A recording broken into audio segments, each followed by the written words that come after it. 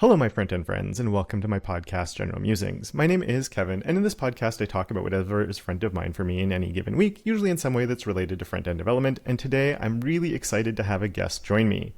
He's someone who not only gets more excited about new CSS features than I do, but also dreams up some that he feels are missing from the spec and helps make them happen, and once he has them, he pushes the creative bounds of what they can do to the point where sometimes he manages to get his personal site to crash the browser. Let's welcome none other than Adam Argyle. Hello, thank you so much. Oh, crashing the browser, that was fun last week. Yeah, I clicked through on that the link to check it out, and I just got the little dinosaur star, or was it whatever the crash thing is in Chrome, and I was like, oh, I wonder what he did now. Yeah. Yeah, I left that up for a day because I got called out and it was like a punk would break browsers. And I was like, you're right. Punks do break stuff. I should just leave it broken. And then I was like, but wait, people want to read it. And all I have to do is go uncomment like one line of CSS. I should just do that. Yes, my site has busted Chrome many times over the past couple of years because it's using all the new stuff and they don't have tests that put it all together. So my site is a cesspool or a beautiful garden, whichever one you want to consider it. Yeah, the joy, I guess, of cutting edge CSS. And I guess normally you and me could just like nerd out about all that. Maybe that I feel like talking about that now, so we'll have to have another recording where we get to endlessly talk about CSS. But today's a little bit different because you recently landed a new job. Congratulations, over Thanks, at Spotify. It sounds like it was quite an experience to get to that job, though. And yeah, based on a quick conversation we had, and I said this could be interesting, and I think very useful for people that are currently looking for jobs or that may eventually have to be looking for one. So I thought it'd be an interesting conversation to have with you. I think there's interesting stuff to share. Things have changed a lot. I'd only been interviewing others for the past 7 years at Google, so I hadn't been the interviewee. And before that, I did lots of hiring at many different small startups, at agencies, consultancies. I've done a lot of hiring. And so it'd been 7, 8 years. I thought things would be different. I thought AI would be more part of the conversation or whatever. And then I also I had a lot of referrals to use. I've been a very public, visible developer, so people are able to say, we know he can do this thing pretty quickly. So I thought that would mean it was easier, and it was not. So I guess the first question is, why was it so hard? It's a big question, maybe, but I'm just curious. Like, do you have any general impressions or anything on what made it difficult along the way? Yeah, getting noticed is really hard. There's a sea of people applying. I don't think people read resumes. So let's start with resumes. And I remember this even when I was hiring, and I try to be a good researcher. Like if you're applying, I want to genuinely go, I'm gonna show up to that interview and I'm gonna have done research, which apparently puts me weirdly ahead of like everyone else because no one else even reads resumes. So, and I was even guilty of sometimes skimming a resume. Like I don't really care where you went to school. I care more about like what work skills did you acquire through your career journey and stuff like that. And so I noticed that my resume did nothing. So at first, I thought it was a problem with my resume because it's hard. It's just like at review time of the year, like, Kevin, you have to do this. You have to get reviewed by your peers, right? No, you don't. This is a lucky you. You don't have to go up for promotions or anything. But like when you do, it sucks. It's like summarizing yourself in a sentence, because that's also sometimes that's the first amount of time anyone's going to give you is maybe a sentence. So like you have to really start there. Like people aren't going to read your resume. They might not even read a sentence. And that's kind of ridiculous. So first off, I tried to boil my entire career into a page, which is super hard. I've done a lot of different stuff. And so I felt like I was cutting corners. And anyway, I've made my resume. Felt really good about it. I did like 4 or 5 versions because, again, this is sometimes people's first introduction to you. Like if I'm applying somewhere and they don't know who I am, even with a referral, someone's going to be like, let's look at the resume. Turns out, I don't think people did. I don't think people looked at my resume at all. So what I did to kind of level up there is I was like, all right, there's competition. I'm going to compete, man, because I got kids and I want a job. And I was getting a lot of rejections. Okay, just real clear out there, everybody. I got a lot of rejections, which was, I don't know, felt normal. Like people don't, I'm not, CSS isn't huge outside of this. And plus, actually, CSS being my focus for the past 6 years was a detriment because people thought that's all I could do. So like I'd apply somewhere and be like, oh, he just does this. And I'm like, that's not all I do, dang it. That's why I got the resume. And they're like, I didn't read it. I'm like, I can tell. Right? So I made an animated resume. You can go to nerdy.dev/resume. And it's got scroll animations. It even had WebGL effects on it for a while because I was like, I want people to land here and be like, ooh, design engineer, ooh, resume with animations and particle effects and grit and grain. And, you know, like, I think I took off the grit and grain eventually because I was like, no one's even reading this anyway. So that was the next thing is I built this animated resume. I'd never seen anyone do it. And it didn't matter. And I was like, crap, people still aren't they would scroll. Literally, I know what they did. They would hit the link, they'd scroll it a little bit and be like, ooh, it animates. And then they'd leave, you know? And I'm like, okay. So I gave them that one impression that I could animate. Anyway, I'll stop there. So resumes, I think you should have one. I think it's a good practice for yourself to make one. It's good historical capturing of you, and maybe someone will read it. But holy cow, if you're applying these days, I think you need to do better than just even a basic resume. So that's kind of the first topic. Yeah, do you have any questions or comments along that? I guess do you think like are people just getting weeded out on their resumes because it just goes through like AI or whatever? I mean, before we talked about AI, I know there was like they had the machine, whatever software that would sort of go through, I guess, just to pick out keywords almost. Do you think that's actually part of it, or is it even just there's a pile there and I don't know. They must at one point have people pass the first step. Do you think the resume doesn't really factor in at all, or is there still some purpose to having one? Well, I'd say the main purpose is when, like at Google, when I was submitting people for a referral, I couldn't submit them without a resume. Right. So it had to be in the attached upload for submission of this person. So you need it as table stakes. And I do agree that there is AI that's got a checklist and it scrubs you vaguely and then sees if you check the checkboxes, and you could easily be cut out that way. And then the other thing too is people are using AI to generate resumes that are full of fluff and lies and stuff. So I think there's another reason that like the resume is just not the North Star that we thought it used to be. Right. Yeah.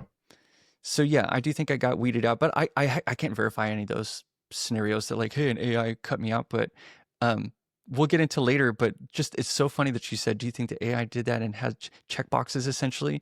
Because that's what a lot of the interviews ended up feeling like. If someone showed up and it wasn't a capability interview, it was more like, did they check these boxes for the things we look for? And they were trying to treat everyone the same, but at the same time.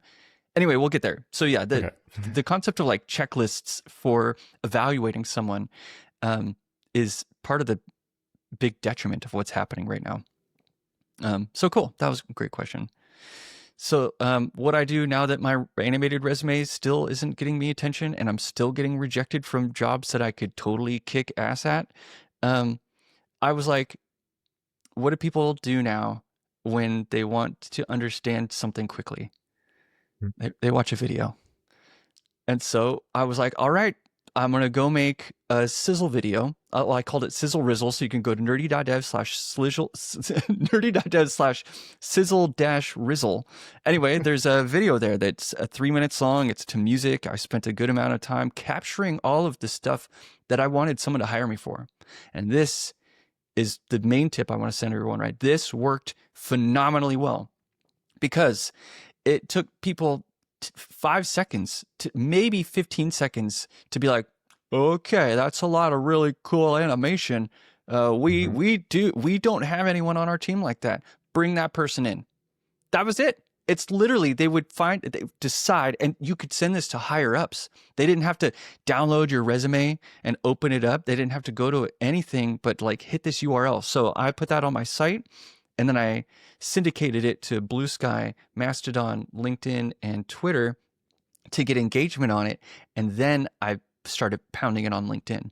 So that way, additionally, not only was the video hopefully standalone, but you could see like comments and interactions with it that Yeah. validated the kind of content in there. And that video alone got me in front of very high up people because it was so easy to share, and they all said that's what we want. So that's like one of my biggest tips in this that I want for everyone to, if you're in front end or back end, I mean, literally, it doesn't matter. You need to showcase what you do in a short time, and you need to showcase what you want to do, because this is what people are going to point at. So go out there and create that thing. Even if it's aspirational, it's almost like when you graduate school, you need to have like a portfolio. The portfolio might not be real clients, but it's still work that you've done that's in the vein of what you want to do. So anyway, I stumbled upon that as a solution, and it ended up being awesome. Yeah, that's really cool. I was just watching it now, and I could see how like super shareable and definitely like could catch people's eyes. That's really good. And also just like comparing it to the resume, where it was like when I loaded the resume up, yeah, it was there, but it is a wall of text. So like it has the little animation come in, and then there's just all that text that someone has to actually go through. Whereas here you're just like, cool thing, cool thing, cool thing. So like they're gonna sit there and be like, oh, that's better than like, created like an animated carousel is like, here's this, like, it's, you're showing them. It's very low attention span, that video. Yes. Yeah. I sped up a lot of the interactions because I wanted to hit you with something like every few seconds, just like a TikTok. I was like, what are people addicted to? How do they get fast impressions? I'm like, I got to just whiz this stuff in front of them. And so, yeah. Yeah, that's really cool. And I'll make sure that it'll be linked under the video. So if anybody wants to check it out, it's right there. So it's just, and if you're listening, sizzle-rizzle, nerdy.dev /sizzle rizzle. I think the cool thing with that, actually, you're mentioning is just how it got you in front of, you almost skipped a step because the higher ups were seeing it, and they might not be hire this guy, but it might be, we need something like that. So let's at least get him into the process of getting hired. Yep, exactly. And then I still got rejected after scenarios that happened. So that's the next thing. It's like, it was still so difficult to get another role that even having this, which put me ahead of other people, wasn't some fast track. It was a fast track for visibility. This is what it did do. It got me noticed in the pile. And it really set the stage for, I wanted a design engineer role. So I needed to make it easy for someone to point at me and say, he's a design engineer, and just showcase that work. So then it comes into like rejections. Yeah, it was really depressing some days because I would, once I was done with like the summer break and the leave that I got after being let go from Google. Well, yeah, anyway, as part of the layoffs, I really hit the ground running. And so I applied to like 20 places one day or whatever. And then to just like over the next few days, like I'd feel really good about applying. Oh, that felt so good. Look at all those seeds I planted. How many people are going to watch that video? And then like the next few days are just like rejection, rejection, rejection, rejection. And I was like, this is pretty brutal on the ego, I got to say. Oh, owie. What am I going to do? But then, a couple of those turned into plants. And so that's kind of the other thing I like. I like to think of, my dad growing up would say, you don't get what you don't ask for. And so I call it these days planting seeds. You won't grow a plant if you don't put the seed in the ground. And throwing a seed on the ground is really easy. Cultivating it into a grown plant is where it's hard. But anyway, you need to know what's a starter and what's not. So I threw out a lot of seeds. I got a lot of rejections and tried to focus on the plants that were growing. So I got noticed, and now I started getting into the interviews, and this is where stuff was initially really good. So I had interviews at places like Discord and OpenAI start to pop in. I got rejected from Nintendo. I was really bummed about that one. I was like, I could have ran that Nintendo website. Imagine like me in a Nintendo website. Like all of a sudden, it's just like awesome. But they didn't know. They didn't even consider. And then I had referrals where it was a person so like Adobe, I got a referral to an Adobe role, multiple Adobe roles that I could have worked on. So I submit, and then I get rejected. And I'm like, okay, well, I don't know what happened. And then later I talked to someone and they'd be like, yeah, it was basically an accident. Like the person didn't know, and you got phased out through whatever filtering system. We don't know what, but we're all mad about it. And I'm like, okay, well, that's cute. You're mad, but I got rejected and I moved on. So it's over. Like that sucks. I don't know how to fix that scenario. But it comes down to that checklist. Somebody put me against a checklist and I just didn't check the boxes. Like it's probably that my resume or my submissions did not say I was React heavy or something, which is so we'll get into some of like the React scenario here soon. So, okay, yeah, I'll take a pause. I'm gonna breathe. Any questions or comments, anyone? I guess the interesting thing there is like the referral, I guess, just gets you gets your name on the list somewhere. But as you said, then it's just that it doesn't necessarily actually mean a whole lot, which is interesting. Like you'd think that would automatically, at least I'm not saying get you a job because I don't think that's how it should work, but at least sort of get you past a certain step there if people that are already working there are like, this guy would be a good fit because they know the work and they know you and what you're able to do, at least, and so you'd think that would be a pretty high that should count for more than a lot of other things, I guess. And it's just interesting that it doesn't seem to really change much. I agree with you. In the past, a referral was not a shoe-in, but it was very impactful and had a lot of sway and influence on your application. And I found those to not happen this much this time. Okay, so let's say I get in the door and I go through the first few interviews. And the first few interviews are usually not technical. And sometimes they're with a recruiter.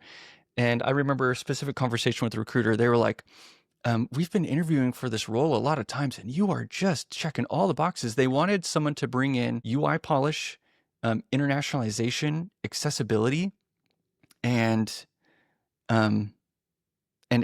just animation polish and just like making it better for users. And I was like, you are talking to a really good person for this particular task. And so I go through the interviews. I do a architectural diagram interview, and they're like, oh, you did really good on outlining back ends. And I'm like, I don't even know why you asked me about how well I can, but okay, whatever. I'll show up to this and do it. And then I do these other interviews that none of them are about design. None of them are about accessibility. None of them are about it. None of them have tapped on anything that they want to hire me for yet. So that's also pretty normal and annoying, But then we get to the technical interview. And this is where things got really sour for me, where I was like, how have we not grown up as an industry? Because I went into these technical interviews and I'm going to use a metaphor at first, because this is what it felt like. Hey, we need a guitarist in our band. Anyone play guitar? And I'm like, hey, yeah, I've been playing guitar for like 20 years. I played guitar for these bands and these bands. You guys need a guitar? Oh, yeah. Oh, hey, bring him in for interviews. All right. So I show up to the interview like, all right, here's a bass. Show us some bass lines. Show us your technical bass line skills. And I'm like, why? I'm not going to play bass here. I'm going to play guitar. And they're like, it's just the interview. Our interview, we have everyone play bass. And I'm like, okay, well, you're lucky I can play a little bit of bass, just like the back-end architectural diagrams. Hey, I'll play ball. I've been in this industry a while. Play some bass lines. Get to go. Hey, you didn't make it. I'm like, well, no kidding. You tested me on bass. So anyway, so what this means in terms of not a metaphor is I got brought in and they want animation, front end, UI, modern, all the stuff that like I'm known for. And then I get into the interview and it's a technical React interview building some pretty basic component. Now, I know React enough. I finished all of these technical interviews. However, I could tell that I was not checking boxes that they needed throughout the interview. And I had a checklist that they weren't checking for me personally. So I would be working on the interface and I'm like, ooh, I'm going to add this little accessibility thing right here. So that way it does this. And they'd be like, don't do that. And I'd be like, really? And they were like, we need you to complete the component just in the given time. So that's your goal today is just complete the task. I'm like, okay, it's only going to be like a minute. I can make this thing like report properly to a screen reader. No, nope.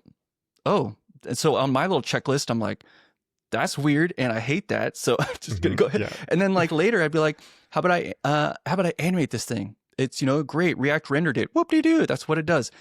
Let's make it cool. And they're like, nope, don't need you to animate it either. And I'm like, okay. So now you can see where the bass and guitar thing is happening here, where it's like, yeah, My value is not my React skills.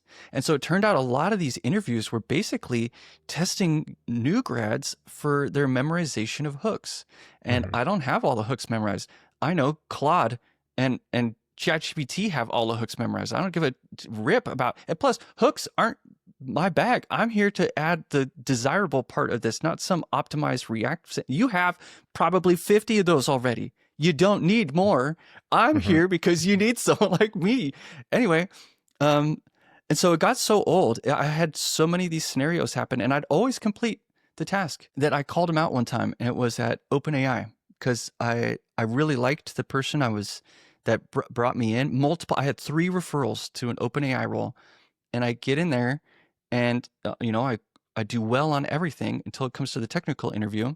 And the technical interview, and I get the rejection, and I write the person back, and I'm like, hey, I know it's uncool to be like, you failed me, but your test is broken. But hey, man, I gotta, I gotta tell you, because this is happening a lot. Like, your test is broken. It did not ask me to do a single thing that you want me to do on your team. Me and you met face to face. You told me what your team needs, and then your technical interview didn't ask for any. There was no opportunity to spread my wings, show you my skills, and show you the expertise that I would get. You basically were just hiring new grad React developers or testing them like they are one, which even if someone's advanced, like, what are you doing even testing them that basic?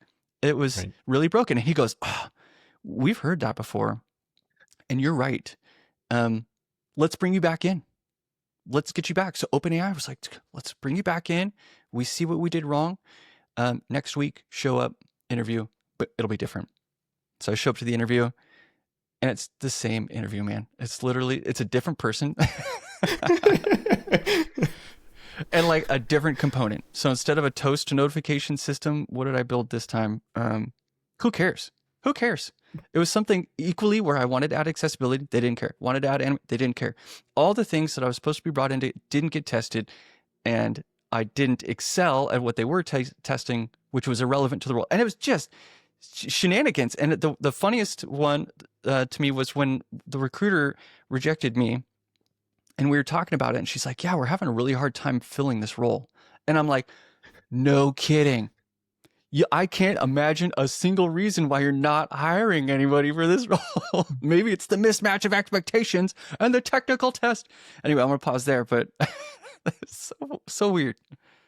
Yeah, no, I like how you wrap that up, just because at the very beginning I had this question that was sitting in my mind, and you sort of came back to it there, just of like you'd said how they'd been something similar at the beginning where you said they'd been hired or doing a lot of interviews anyway, and that's sort of like okay, why is it so hard to find somebody? And you go through that whole thing, and you're like, because yeah, it's just it's frustrating that no one realizes what like that's in that side of things, who isn't sort of stopping for a second and going like, why are we doing it this way? And that if you do find someone who passes all of the tests along the way, then they're probably not going to work out because their skill set doesn't align with what you actually wanted. It's bizarre. It is bizarre. And so that's kind of like the beginning too. And I was like, I had high hopes. It'd been 7 years since I was in the thing. And we're basically interviewing still like it's jQuery days, or it's just intense JavaScript for like no reason. It's not the same as like Google interviews, which did traditionally have tricky computer science questions or needless, what did people call them? Like elite coding issues. Elite like coding, yeah. Yeah, and I studied for elite coding when I interviewed and got elite code questions. And so I expected some of it, but just to see that we're this far in, it's 2025 and we're still trying to hire devs like this, it's just ridiculous. Now, there are companies not doing that. And so we can like talk about places that I interviewed that did have good processes and that were optimized for bringing in talent and letting people show off like you should in the interview. You should be like asked to show off, like, come show us your skills. So anyway, we can get into those too. But then, and for AI in the interview, this is a fun topic before we got into who did it right, but OpenAI did not allow AI in the interview, which I thought was kind of weird. I was like, I'm pretty sure they're going to expect me to use ChatGPT every day as part of my coding process. And again, the mismatch of what we do every day versus what the test did. The test said no AI assistance. And I was like, for me, I generally don't care because I've been writing without AI for 20 years. But it was interesting so at Shopify, they did allow AI in the interview. In fact, it was like encouraged. And so the interview starts and they're like, here's your task. And I go, that task could be one-shotted right now. I'm pretty sure I could write a single prompt and the interview would be done in like 2 minutes. And he's like, yeah, someone did that yesterday. And I'm like, I can't tell if he's saying, yeah, like that was bad, or yeah, that was good.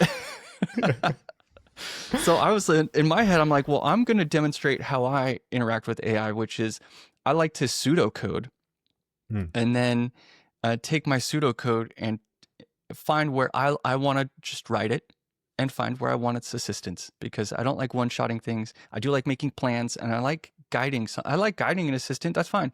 And so I start building it.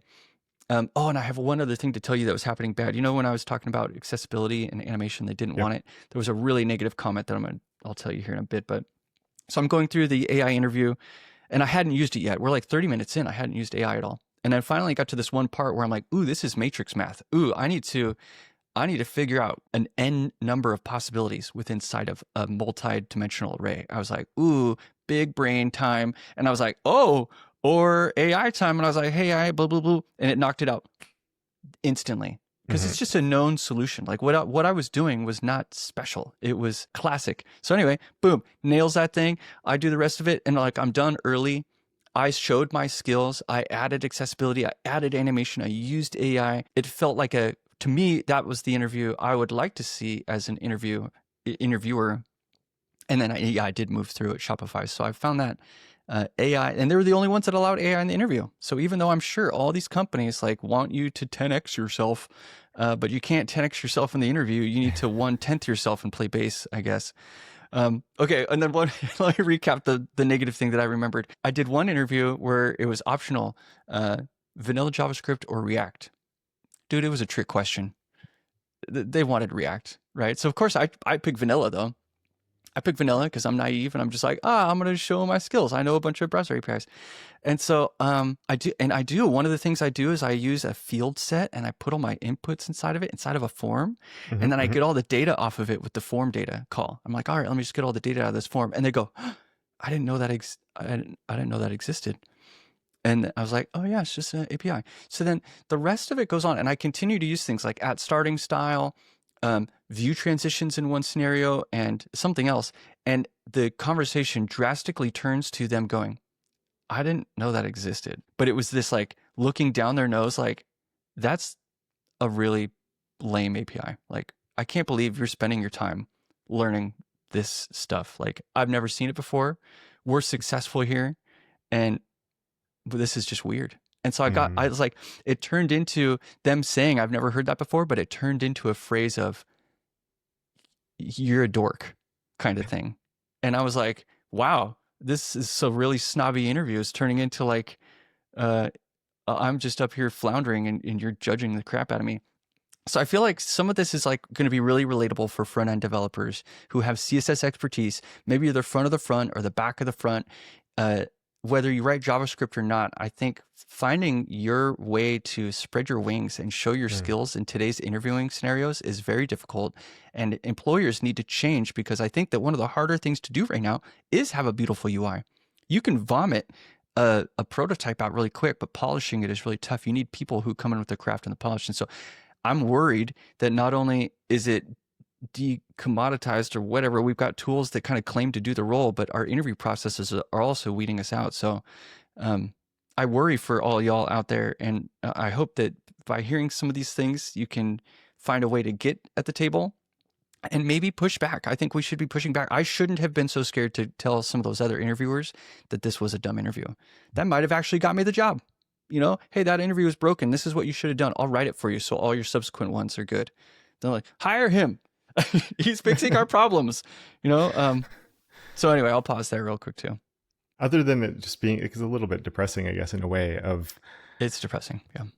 The whole thing is, it just sounds like, and again, like you said, it seems it's not a problem that's necessarily new, but maybe it's even getting worse, of this disconnect between what people are looking for, the role that's to be filled, and how they're trying to find it. And it goes through all of the steps along the way, is pretty, I mean, it's disheartening, but it also makes you wonder, like, just for these people that are in the hiring roles, like you said, like if they're looking down at you because you're using things they haven't seen before that do the job really well, that you don't need a dependency for, like that's a really strange take. I don't know. It's, Yep. yeah, I guess in a sense, I guess you've hinted at it a few times now, but there were a few different interviews you were going through where it probably, like you had the red flags going off along the way as well. So even if you had passed, you think, I guess it depends, you know, if you've been looking for 18 months and someone finally is like, yeah, we'll hire you. You're like, okay, I need to make some money. But I'm in. yeah, yeah. But was there any where you were sort of like, I guess, well, it sounds like there were some that maybe you were secretly happy, or at least not, maybe not happy, but not disappointed when the rejection came in?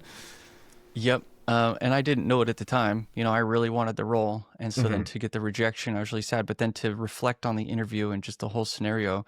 Okay. And so this is where Shopify excelled, like wildly excelled. And then there's another company I interviewed for, Paper, which is a Figma-like design tool built on the platform. So when it renders Flexbox, in quotes, it's not synthetic Flexbox that's being rendered in Figma's compiled WASM rendered tree or whatever. It's the actual browser doing it. So what you see is what you get when you go to production. I thought that was really rad. And so Paper, what they did, since it's easier to explain, is they did an interview with the two pretty much founders. There's only like 3 or 4 of them in the team at the time. And the product was really pretty, very robust, very foundationally sound, and needed to scale up to more stuff. And I felt really right for the job. So anyway, the first part of the interview is show us relevant things that you've built and just brag about them. You know, open up a URL, open up localhost or whatever you want to do, but show us something you built that's along the lines of like a graphical editor or something complex with a lot of state or something very interactive, something you feel applicable. And I was like, what a great way to start the conversation, right? Like what kind of dork would apply for a job if they didn't have things to show that are like along the lines of what they're applying for? So I pull up gradient.style at the time and a couple other tools, and my gradient editor was far ahead of theirs. I had conveniences and interactions and a lot of things they didn't have. And so we spent a lot of time talking about that. We spent time talking about Chrome Dev Tools and the work it did. Anyway, so an hour in, they're like, we trust you. We like the work we saw. We like your expertise. The next phase of the interview is you can we'll bring you on as a temporary employee for 2 weeks, fully paid. If you land PRs we're happy with, you stay on and it's good to go. Oh. And I was like, that's pretty cool. I'm pretty sure if I was there for 2 weeks, I'd give you more PRs than you wanted, and it would all be really good, you know? So I liked that one. Have you heard of anyone doing something like that? Like a 2-week fully paid trial run, and then you're just on if you stay? Yeah, no, that's really cool. I always hear about the ones of like, we're giving you this thing as homework that you have to do that's essentially free work and give it back within a week. And I'm always like, oh, I hate that so much. Like, at least pay the people for their time. Like, that's such a ridiculous thing. So to hear that, like, that's really, really cool. That was cool. So Paper, shout out to your hiring. You're in the top 3 of all of the interviews that I did in terms of quality, listening to me, giving me room to demonstrate my expertise. It was awesome. So then Shopify, where I was applying as a design engineer, design engineering is a hard thing to interview for. You know, you're like, oh, we have design interviews and we have engineering interviews. Crap, where do they fit? And they had a few phases of it. One of the phases was like a story. You tell your story, how you got to where you are applying to Shopify, and all the things you value along the way and things that help build your character. So that alone was like this weird therapy moment where someone's just listening to you just like vent about your tech career history. And it was cool. I was like, why doesn't other people do this? This is like, you learn a lot about who I am and what I value and what I can do in one little interview. What a nice little scenario. Mm-hmm. And then there was the technical interview, which the technical interview was AI assisted. They weren't there to trick me. They were there to watch me work, you know, solve this kind of generic-y thing. We want to see how you would do it. And they didn't have a checklist. They were listening and watching and attentive to the things I was doing, which was really cool. Um, and then they were even in the process of changing this system. And so they were really cautious with me, like saying, hey, we want to make sure you get an opportunity to demonstrate a skill that you think you need to demonstrate to us to show us your value and stuff like that. And so it was all very considerate. There was a lot of positivity and reinforcing. People wanted to see me succeed, which was like the opposite of like the LEET code things. The LEET code things are like, solve this, sucker. You know, and you're like, dang, that's really rude. You want to interview me that way? Okay. Yeah. And so that was really nice. But apparently it's really hard to get through at Shopify also. But I must have done well, but because they gave me an opportunity to share these things. So I was really happy about that. And so after I'd gone through all these crappy interviews, and then there's Shopify, which is like Exemplary, I was really happy. Plus all my friends that are there are really happy. And then this is my second week, this is going to be a great place for me. So I'm really excited about it. But it's just the journey to get here was full of thorns and buttholes and, unexpected twists and turns. I played instruments I didn't need to play just because I was doing a song and dance for someone. And yeah, it's kind of the whole story. Yeah, it sucks that it was difficult and you went through a lot of trial and tribulation, but at least there were some positive experiences along the way and you did end up at a place that you're really happy with. So very glad to hear that. The happy ending. Yay. Yeah.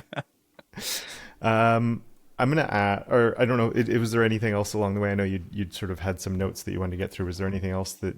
Those hit the bullets, yeah. Those hit the bullets, awesome. So I will ask then, having gone through all that and then seeing like the really good, the really bad and everything, maybe there's some hiring people listening right now. They're involved in the process and they're like, maybe we should change our process a little bit. They got some insight there when you were talking about the positive ones you did go through. But let's say you're in charge of hiring a new front-end developer, focus a little bit on, I guess, the type of things you're doing, but front-end stuff, CSS, HTML, maybe a mix of the accessibility in there. Of course, they might have to use React and everything else and be familiar with it. But I'm just curious, do you have like an idea of what, if you were doing it, what would the interview process actually look like? Yeah, what should this modern scenario look like? I think the core thing is giving people space to flex, because I think that's what they want to do when they show up in an interview. They're ready to demonstrate, and so it should be relevant to the role that they're doing. So find something that's common, so that you're not giving a unique test to everybody. You need to have some sort of control. So it should be a consistent request. Find something small enough to finish within an hour, and let it orient towards their skills. And so let them kind of drive their solution through it and observe whether or not it's going to match the requirements you have for the role. So if it's a back of the front, let's say it's design systems, back of the front end. So this person basically doesn't even need to write React. You should give them a task that allows them to create a whole stack of custom properties that can pivot off of all these different scenarios, that have good naming conventions, and they can demonstrate and explain why they're there, type of deal. And then same thing goes to someone's a front-end developer. I would test them on HTML first. But like, let's just walk through a few different components and just conceptually talk about the semantics that you could choose, ways to represent this information. How familiar are you with what a screen reader is going to see when it's breezing over this element or focusing this element? Let's talk about focus states. Let's talk about modalities. Like someone who's going to be handling all these things, you should ask them about it. Maybe, you could have somebody work through an issue that's in the backlog, or at least have a couple of example issues that have been solved in the past and have them be confronted with a bug. Like, hey, imagine it's your first day. Here's a ticket. What do you do? How, you going to go make a Git branch, or I don't know, just walk me through the process that you do. Maybe we don't have to code it. Let's just have a conversation about this bug. So it's even something you would do pretty much day to day with someone, is you'd get an issue, open it up in your tab, maybe have a call with a coworker and chat out the issues before you go hammer on it. So yeah, trying to simulate the reality of day to day, in so much that you're getting people to spread their wings, showcase their skills, and ultimately flex and brag. Honestly, I think there should be a point in there somewhere about just bragging. And it doesn't have to be long, because I know bragging is really, that's one of the hardest parts about making resumes. It's hard to brag and talk about yourself. Oh, just had something that was stuck with tack just fell Oh off the no. wall. So it's okay. Tack sucks, everyone. I used tack and it was whack. So, but yeah, I think some things that allow that would definitely help. Gearing things towards the person and the role, but maybe that's too hard for big companies. I don't know. Yeah. I guess I think just being aware of what you're actually hiring for is like this is so important, and it amazes me that that's not always the case. And it seems like there's so much resource that goes into hiring somebody that it's expensive for the company to do. Then you're finally getting someone, you have to onboard them, you have to go through such like an expensive process of getting a new employee in, that you think you'd be trying to optimize how you're doing that for all the different roles. And anyway, I just keep saying the same thing over again now. Every time I have a comment of just like, why are we still doing it like this? Why are we doing well? And yeah, you're reminding me too that we had a similar issue 10, 20 years ago, which was you would put out the job posting on the website, and the job posting didn't have the requirements, or had a whole bunch of extra crap in it that like you didn't actually want in the role. And so there was this tension between like, we have headcount, and then you just posted the description that's like 5 years old. Why did you use the old one? And the recruiter's like, I don't have an up-to-date database of descriptions that you wanted. You didn't give it to me. It's like, well, who's going to write the one that who we want to hire? And it's like you had this like back and forth. And so you'd show up to interviews and the job description could have been wildly irrelevant to like what the actual job was they wanted. It's just bizarre. Yeah. Hopefully things do start improving. And again, hopefully a few people who are interviewing have listened to this and maybe are going to be changing their ways. I want to thank you for your time for all of this. Normally when I wrap up these, I ask 5 rapid fire questions about CSS, but I've already have done that with you as a guest in the past. So I'll let people go listen to that episode if they want your answers to my usual questions. But I'm going to ask one CSS related question of now that you're working at I'll call it a regular job. How are you going to keep up with CSS these days? Yes. I made myself a list the other day. I posted it was, what was the thing called? It was like 100 plus CSS features from the past 5 years. And that was me going, I don't know what all these are, but I need somewhere when I have downtime to go find them. And so I'm like, boom, I'm just going to make this huge list. And then how to stay on top of it, I'm going to scroll that list, find a thing, I don't know what it is. I'm like, oh, the colon heading function. So I can find all the headings, or what can I do in the functionals and go figure out what happens in the functional notation. So I'll be doing that. I do follow the intent to ships. These are Twitter accounts that you can follow.